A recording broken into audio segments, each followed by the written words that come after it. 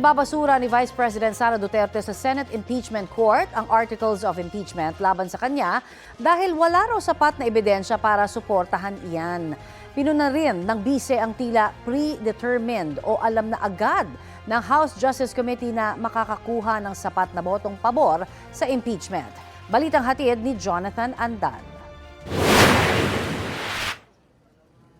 5 maleta ang dala sa Senado ng mga abogado ni Vice President Sara Duterte. Laman ang mga kopya ng kanyang sagot sa articles of impeachment. Hiling nila sa Senado ibasura ang impeachment complaint laban sa bise. Ang gusto natin ay sana ma-dismiss itong articles of impeachment. Our answers being filed without prejudice doon sa aming Supreme Court petition. Punto por punto sinagot ng bise ang mga aligasyon sa kanya at kinwestiyon ang proseso na ginawa ng Justice Committee. Nag-trial daw ang House Justice Committee kahit ang Senado lang dapat ang pwedeng gumawa nito.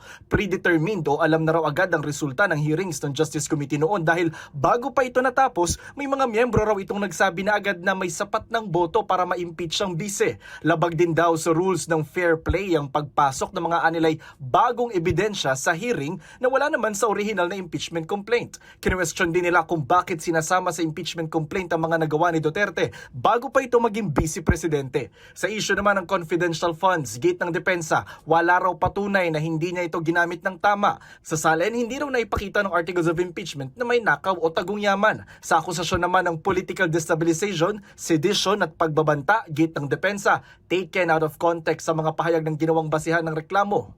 Wala rin daw sa mga aligasyon ang makapagpapatunay na may ginawa ang bise na culpable violations of the Constitution, bribery, graft, and corruption, high crimes at betrayal of public trust. Sabi ng depensa, tinutukan mismo ni VP Sara ang sagot na ipinasa sa Senado.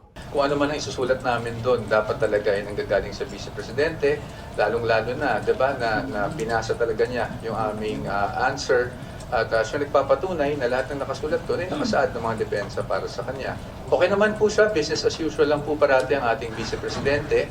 Tuloy-tuloy lang po yung trabaho niya. Handa na rin daw ang bise sa paglilitis sa kanya. Kung kinakailangan daw, haharap ito sa korte. Parating sinasabi kailan haharap si VP, but I think we have to contextualize yung pagharap. The fact that we filed an answer now, kung inaharap na ni VP, itong mga paratang laban sa kanya. Pagkatapos nito, may 5 calendar days naman ang mga kongresista sa prosecution team kung gusto nilang sumagot sa mga inilatag ng depensa. At sa July 6, magsisimula na ang paglilitis kay Vice President Duterte. Jonathan Andal, nagbabalita para sa GMA News.